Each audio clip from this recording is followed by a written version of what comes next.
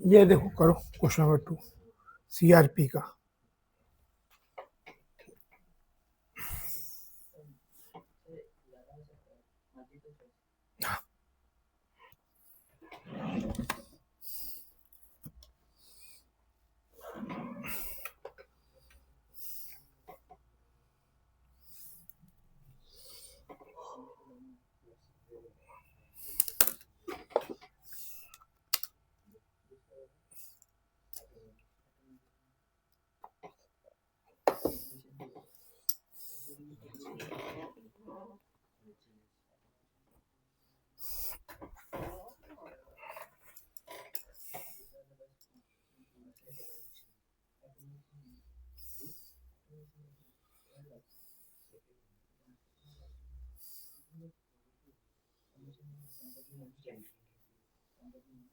पहला पी बताओ, ए बताओ पहले कि ए क्या है। कंबशन एंड फॉर्मेशन हो सकता है।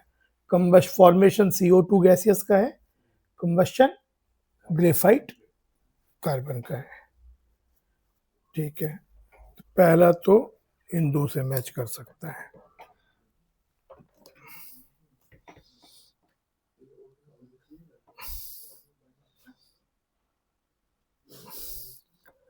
तो ये तब आपका हो गया पी एंड क्यू।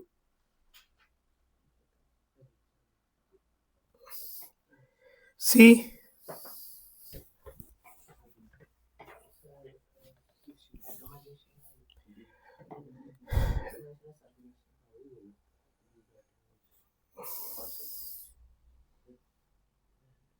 एटोमाइजेशन हुआ, क्यों फॉर्मेशन भी तो हो सकता है। कोई बोले कार्बन गैसियस का, तो कार्बन गैसियस का एक मोल बनना फ्रॉम इट्स एलिमेंटल स्टेट, है ना। ये तो एलिमेंटल स्टेट ही है कार्बन की। तो इट कैन बी एटोमाइजेशन, तो डेफिनेटली 1 मोल कार्बन एटम बन गए। सब्लिमेशन ऑफ ग्रेफाइट हो गया, और ये फॉर्मेशन ऑफ कार्बन गैसियस हो गया।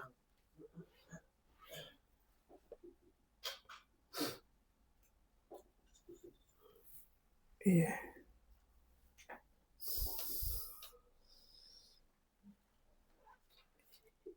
फिर ये बताओ,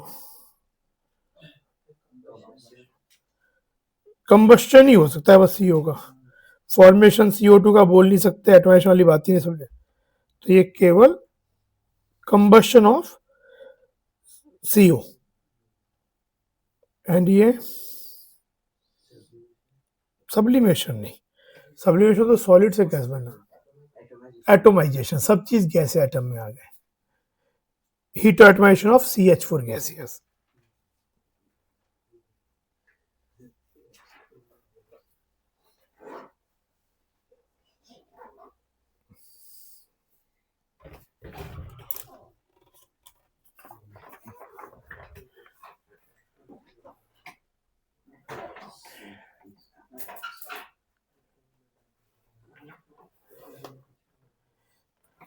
ठीक है, ये तो समझ में आया।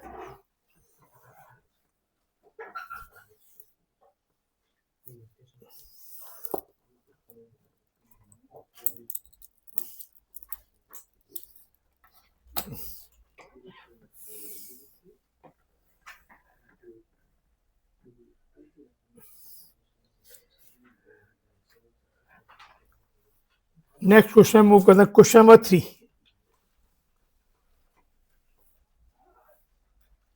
3 का ए और बी दोनों करो।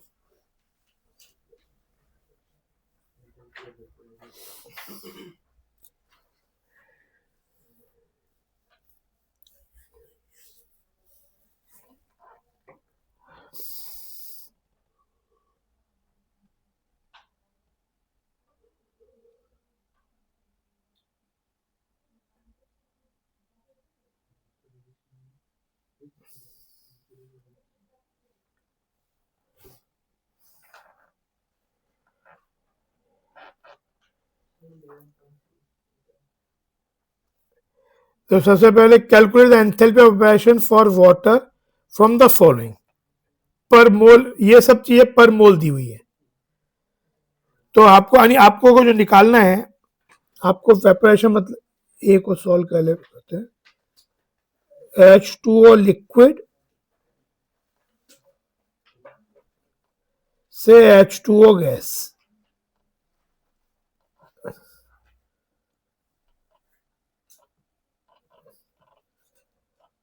ये जो रिएक्शन निकालोगे this is nothing but vaporisation of water पर मोल। तो भाई हैसेस लो, हमें ये दो डेटा दिए हुए हैं, how can you get this reaction from these two, 1 minus 2। तो as per हैसेस low,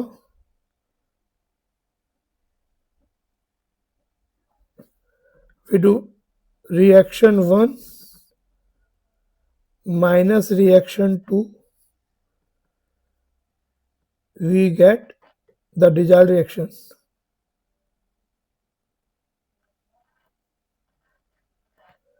Hence delta H not of the reaction जो चाहिए हमें,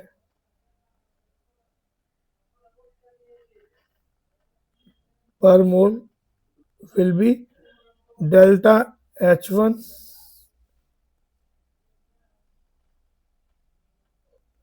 ये कितना हो गया, -57 माइनस -68.3, 11.3 किलो कैलोरी पर मोल।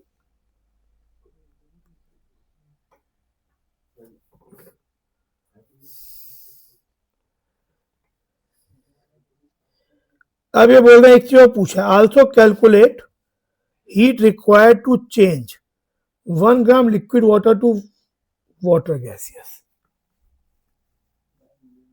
भाई मोल है भाई, क्योंकि ये पर मोल है तो 1 ग्राम के लिए कितना हो जाएगा, तो delta H not evaporation of water liquid पर ग्राम वुड बी पर मोल को मोल ऑफ मास से 18 ऑफ वाटर। तो जो भी वैल्यू आएगी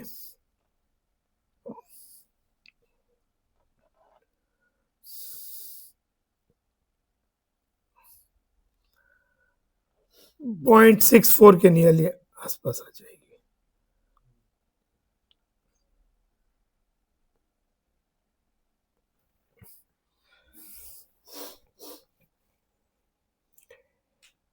पर ग्राम।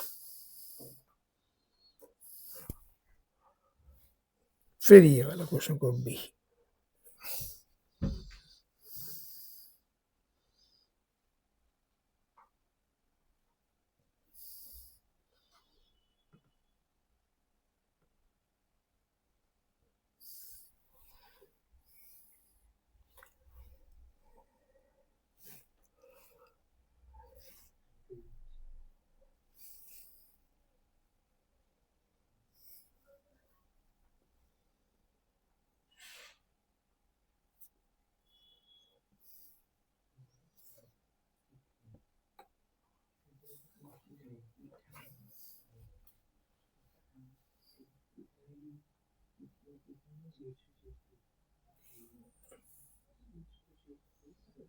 Ethylene C2H4 acetylene CH triple bond C2H4 ethylene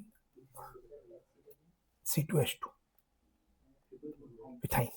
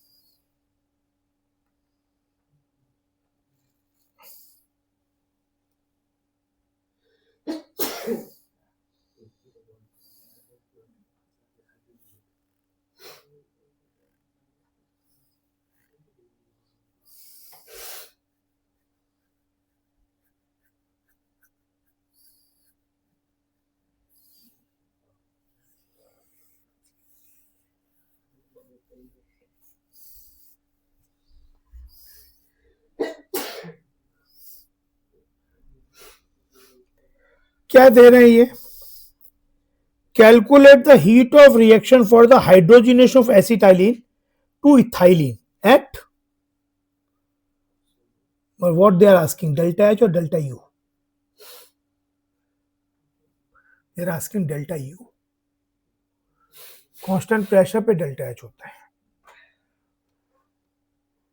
समझे? तो basically they are asking delta U of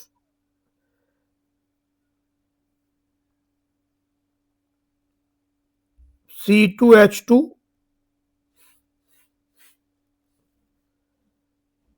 plus hydrogen giving C2H4।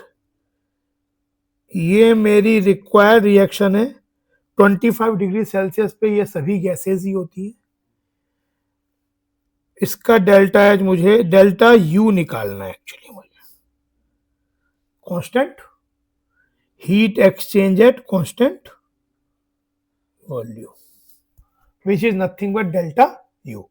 Heat exchange at constant pressure is delta H. पर मुझे जो डेटा दिए हुए हैं वो डेल्टा एच के दिए हुए हैं। पहले मैं सेक्शन डेल्टा एच निकालूं। तो ये जो रिएक्शन है वो इन तीन रिएक्शंस की हेल्प से कैसे मिलेगा? एक बार लिख लेते हैं, रिएक्शंस को लिख लेते हैं। जो डेटा दिया उसको एक रिएक्शन फॉर्म में लिखें तो क्या होगा? Enthalpy of formation of water का मतलब वाटर लिक्विड का 1 मोल बनना फ्रॉम एलिमेंटल स्टेट से। इसीलिए हमको जो चीज डेटा है उसे रिएक्शन के फॉर्म में लिखना आना चाहिए। और उसका क्या मतलब है, क्योंकि अगर यहाँ पे कोई इस रिएक्शन का डेल्टा एच सपोज 2H2O2 और 2 वाटर लिख दे तो उसके पूरे कैलकुलेशन वैल्यू गलत हो जाएगी। उसको ये मालूम होना पड़ेगा कि जब पर मोल दिया है वाटर लिक्विड तो रिएक्शन फॉर्म में उसका क्या मतलब है। मतलब मे बी आप बैलेंस रिएक्शन लिखे क्योंकि ये एक्सटेंसिव प्रॉपर्टी है। तो there is a difference between कि ए से बी का डेटा दिया है या 2A से 2B का डेटा दिया है।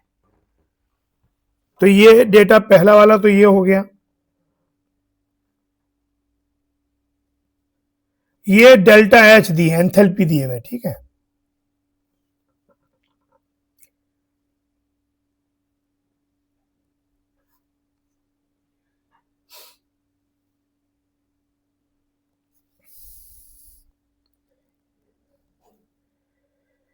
Combustion of acetylene, acid combustion में क्या रिएक्शन होगा? एसिटाइलिन का 1 mole accordingly converting to CO2 water, पर keep 1 mole of acetylene balance accordingly. C2H2 plus CO2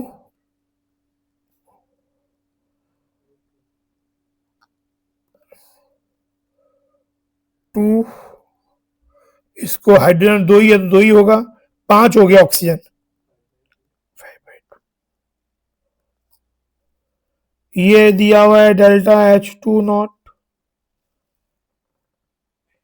-1299.6 kilo joule पर मोल। और थर्ड रिएक्शन का जो डेटा है उसके कॉरस्पॉन्डिंग रिएक्शन मतलब C2H4 प्लस O2 CO2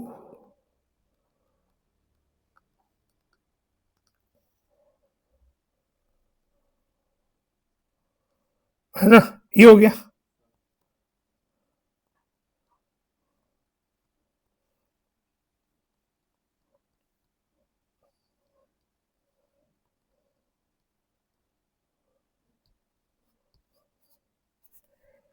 तो अब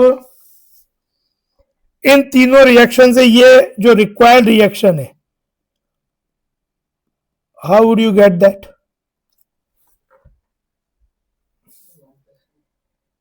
वन, ये तो ऐड ही करना पड़ेगा कि रिएक्टेंट साइड में है, ये भी ऐड करना पड़ेगा और ये सब्ट्रैक्ट कर देंगे। तो required by Hess's law, by required reaction you can get 1 plus 2 minus, क्योंकि ये सब डेल्टा एच डेटा, तो delta H of required reaction delta H1 not H2 not minus delta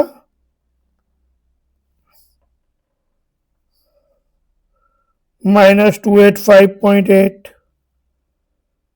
-1299.6 1410.8। जो भी सॉल्व कर, कितना आता सॉल्व करके बताओ, इसको सॉल्व कर लो पहले एक बार।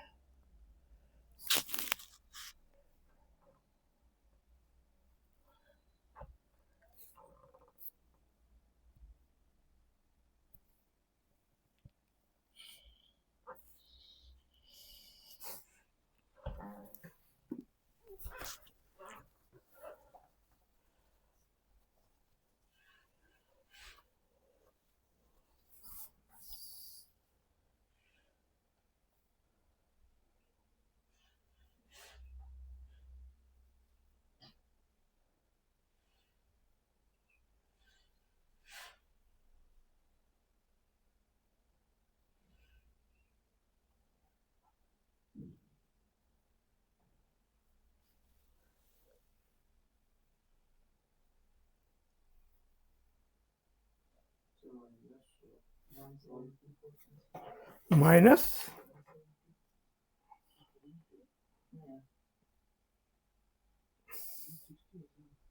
नहीं 174 ही आना चाहिए शायद।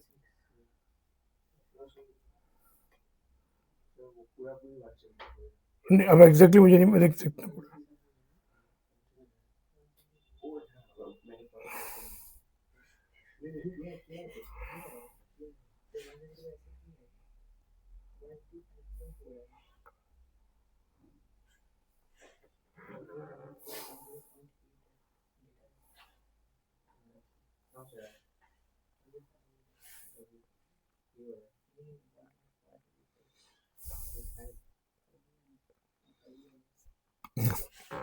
-174 किलो जूल हो गया इस रिएक्शन का। देखो बहुत से लोग यहीं पे आंसर छोड़ देंगे, क्योंकि ये वाली बात यहाँ पे पिक करना बहुत से लोग, मुश्किल तो कुछ नहीं है, ध्यान रखना है मुश्किल मालूम तो बात होती है, लेकिन क्या होता है नीचे डेल्टा एच दिख रहा है तो हमको लगता है कि डेल्टा एच ही पूछा ऐसे लगाना, लेकिन तो हमें अब एक स्टेप और यहाँ पे, ये प्रीवियस IIT JEE का क्वेश्चन भी है, सब्जेक्टिव क्वेश्चन है, आसान क्वेश्चन, लेकिन 3 नंबर में वो हो गया कि बहुत से लोगों को 2 नंबर देके छोड़ देंगे, 1.5 नंबर देके छोड़ देंगे क्योंकि वो सेकंड पार्ट नहीं किया। तो कांस्टेंट अब हमको निकालना डेल्टा यू, तो यहाँ पे अब क्या यूज करें, एक रिएक्शन के लिए क्या होता है डेल्टा एच। आप ये भी कर सकते थे कि हर रिएक्शन का डेल्टा यू निकालो एंड हेसेस लॉ लगाओ, you could have done that, but that would be more difficult, unnecessary lengthy होता। तो पहले डेल्टा एच ही निकाल लो, डेल्टा एन गैसियस आरटी, है ना। ये एक्सप्रेशन, ये भी एक्सप्रेशन काफी इंपॉर्टेंट है, काफी का यूज होता है।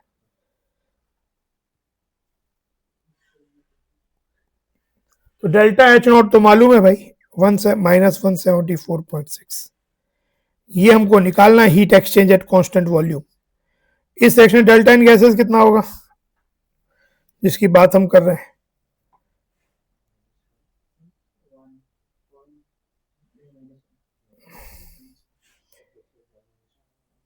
ये है तो 1 माइनस माइनस 1 है ना, 1 - 2 तो -1। हमारा आंसर किलो जूल में चाहिए, तो ये आर की वैल्यू क्या होती है किलो जूल में लेना, तो 8.314 इंटू 10⁻³ किलो जूल डेटा में। कैलोरी में लेना हो तो 2 किलो कैलोरी के लिए 2 into 10⁻³, 1 calorie equal to 4.18 joule होता है ना। तो अगर मेरे पास 8.31 जूल है, कैलोरी में बाई 2 करने से आ जाएगा नियर अबाउट और ये temperature has to be in kelvin, कोई चॉइस ही नहीं है आपके पास, जो कि 298 दिया हुआ है। तो ये वैल्यू इधर जब आएगी तो प्लस हो जाएगी,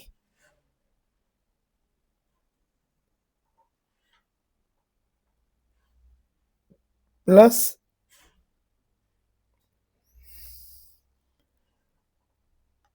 तो जो भी सॉल्व करके आएगा -172 पॉइंट समथिंग आएगा, कुछ ऐसा।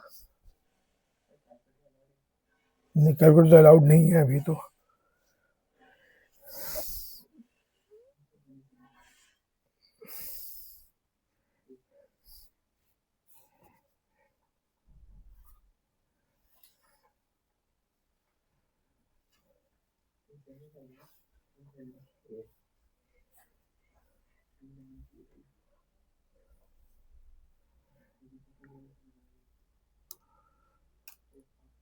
टू 98 इंटू 8.314 इंटू 0.001, ये हो गया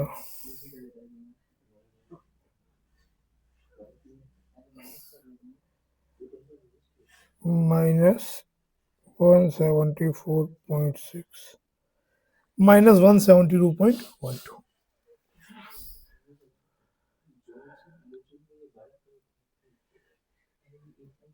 ठीक है,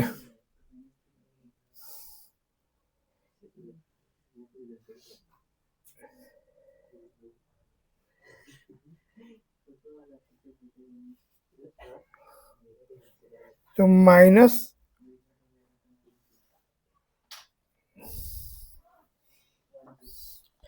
ये वाला डेटा वैसे बहुत बार यूज करने, जैसे ये तो दोनों फिक्स, मतलब 298 केल्विन तो मोस्ट ऑफ टाइम लेते ही हैं। तो आप ये प्रोडक्ट को कभी का दिमाग में रह जाए तो याद रख सकते हो, 8.314 इंटू 298। तो क्या होगा यहाँ पे, मतलब 2 आ तो ट्वाइस कर दोगे उसका, मतलब बाकी तो फिर डेल्टा एन पे डिपेंड करेगा, लेकिन ये और ये आपको बहुत इनवेरिएबली बहुत से क्वेश्चन में ये तो मल्टीप्लाई करना ही पड़ेगा। तो अब इसको एक बार याद रखना है, तो मतलब ये पूरा जो ये वैल्यू जो आई थी 2.47 जो वॉट एवर आया था वो चीज,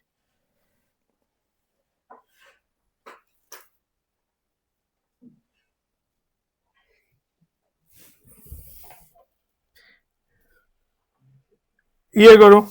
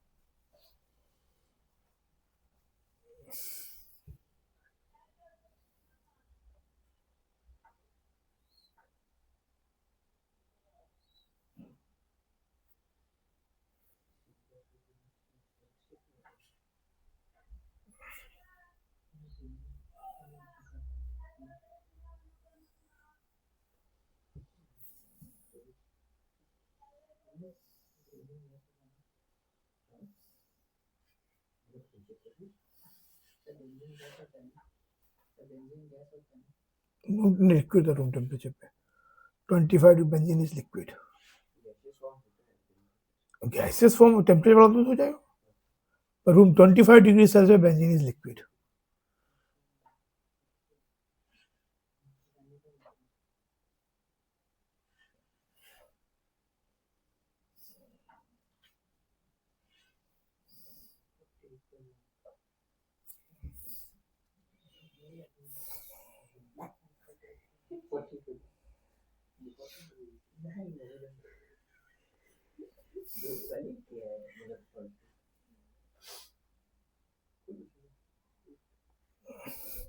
तो बेंजीन का हमको डेल्टा एच नॉट फॉर्मेशन, मतलब क्या लिखेंगे, रिएक्शन C6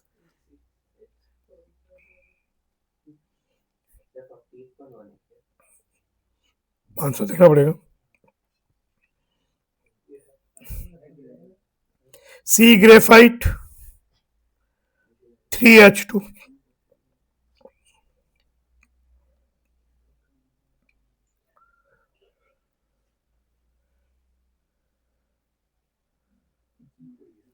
ये तो हमें दिया हुआ है, इसका हीट ऑफ फॉर्मेशन कैलकुलेट करा। अच्छा इसको ऐसे दो, हमें गिवन क्या क्या चाहिए, बेंजीन का कंबशन दिया है,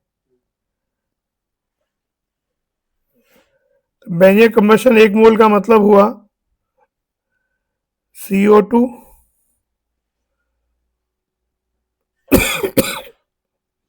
ये बनेगा, keep this 1 mole accordingly balance.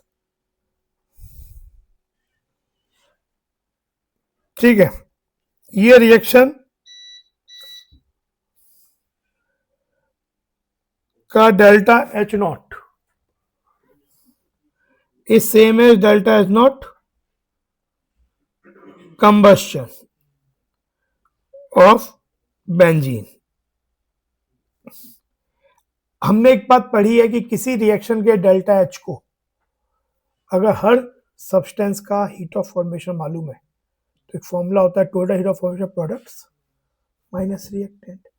तो इसमें जो इस रिएक्शन का डेल्टा H है जो कि हमें गिवन है, मैं तुम्हें बताया था कि कंबस्शन का अगर कभी डेटा पॉजिटिव दिया हुआ है तो भी जब आप उसे कैलकुलेशन में यूज करोगे, there is no combustion reaction which is endothermic, तो you have to take it minus, otherwise चीज गड़बड़ा जाएगी। रिवर्स कर दो फिर कंबस्शन ही रहेगा ना। नहीं तुमने अगर इस रिएक्शन के लिए, अब वो तो अगर तुमने रिवर्स करके उस रिएक्शन लिया तो बात सही है, पर तुमने इस रिएक्शन का लेके +3 लिया तो गलत ही आएगा आंसर। फिर रिवर्स करेंगे क्यों, लेकिन कंबस्शन तो ये लिखा हुआ है सामने, इक्वल टू इसका फॉर्मेशन पर मोल मालूम है।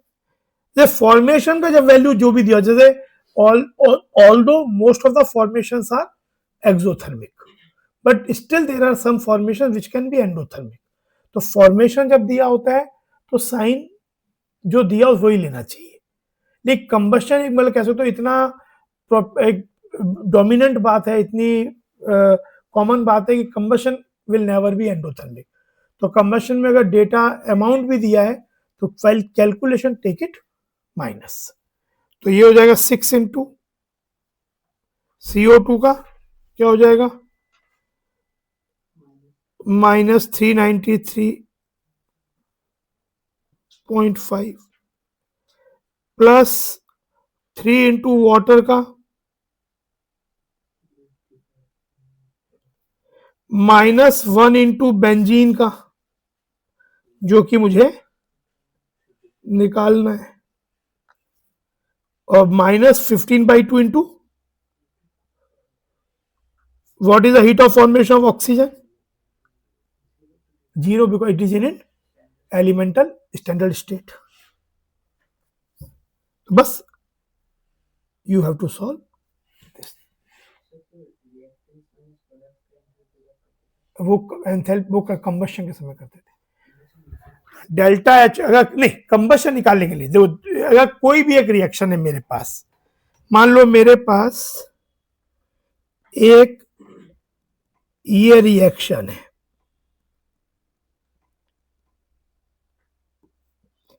और मुझे इसका डेल्टा H निकालना है, तो इसका 4 तरीके हैं। देखो बस 4 तरीके क्या, सबसे पहले तो मान लो मुझे कुछ रिएक्शंस दिए हुए तो, और उन रिएक्शन तो वो रिएक्शंस के डेटा मालूम है, वो मे बी डायरेक्टली रिएक्शंस दिए हो, लैंग्वेज में दिया हो, पर अगर रिएक्शंस मैंने लिख ली तो इस रिएक्शन को उस रिएक्शन से बाय इंस्पेक्शन, वही हेसेस लॉ वाली बात निकालेंगे। मान लो इस रिएक्शन को पाने के लिए जो रिएक्शंस दिए हुए हैं, जो हमें मैनिपुलेशन रिएक्शन के संग करना पड़ा वही उनके डेल्टा H के संग करेंगे या डेल्टा U के संग करेंगे और आंसर आ जाएगा। एक्चुअली सबसे इंपॉर्टेंट चीज तो यही है। हमारा हो सकता है कोई डेटा कंबशन का दिया है, कोई फॉर्मेशन का दिया है, कोई ऐसा ही जिसको आप कोई डेफिनेशन नहीं दे सकते, पर रिएक्शन दी हुई है, तो ये तरीका लगेगा। अब इस तरीके का एप्लीकेशन क्या है कि अगर मान लो, मतलब अल्टीमेटली हैसेस लॉ ही चीज है, पर अगले दो रिजल्ट जो बता रहा हूं वो हैसेस लॉ का ही एप्लीकेशन है पर क्विक कैलकुलेशन के लिए। मान लो ये जो सी डी ए बी है, आपको इन सबके हीट ऑफ फॉर्मेशंस मालूम है, तो एक तो तरीका क्या है कि मैं सबके हीट ऑफ फॉर्मेशंस की रिएक्शंस लिखूं, apply हैसेस law and get the answer. तो जो उस तरह से आंसर आएगा वो ये होगा कि आप हमेशा ही आएगा जो कि अगर सबके हीट ऑफ फॉर्मेशंस मालूम है तो C into heat of formation of C पर mole plus D into heat of formation of D पर मोल माइनस A इंटू और माइनस B इंटू, उसमें कुछ के फॉर्मेशन जीरो भी हो सकते हैं स्टैंडर्ड स्टेट में। तो है ये हैसेस लॉ का एप्लीकेशन, लेकिन क्विक कैलकुलेशन में काफी यूजफुल है। अगर आपको सबके हीट ऑफ फॉर्मेशन दिया हुआ है तो वो एग्जाम में टाइम भी हिसाब से ही दे रहे हैं कि आप ये वाला फॉर्मूला यूज करोगे। आप you are not going to write every reaction then applying the Hess's law, क्योंकि एक डायरेक्ट रिजल्ट है क्योंकि बहुत स्टैंडर्ड रिजल्ट है। अब मान लो सबके हीट ऑफ कंबस्शन दिए हुए सब चीज के, या कुछ चीज का नहीं दिया तो उसका जीरो होता, मान लो जैसे वाटर का हीट ऑफ कंबस्शन नहीं दिया, पर वाटर कंबस्शन नहीं होता है। CO2 का हीट ऑफ कंबस्शन नहीं दिया तो उसका कंबस्शन नहीं होता है, पर जितने भी चीजें ए का, बी का, सी का, डी का, सबका कंबस्शन दिया हुआ है। तो again you can use the हैसेस, वही रिएक्शन लिखो सबके कंबस्शन की पर मोल की, फिर try to find this reaction by using Hess's law, but again you will get a result जो कि बिल्कुल यूनिवर्सल है। इस केस में आएगा total heat of combustion of reactant minus product. मतलब आप सीधा यूज कर सकते हो कि A into heat of combustion of A per mole plus B into heat of combustion of B per mole minus C into heat of combustion of C पर mole minus D into heat of combustion of D पर मोल। और एक और होता है जो कि bond energy calculation होता है, वो इनसे डिफरेंट है, वो थ्योरेटिकल कैलकुलेशन। तो बॉन्ड एनर्जी के टर्म में क्या होता है, total bond energy of reactants. Combustion और बॉन्ड एनर्जी में रिएक्टेंट माइनस प्रोडक्ट, फॉर्मेशन में प्रोडक्ट माइनस रिएक्टेंट। तो यहाँ पे total bond energy of reactants minus total bond energy of product.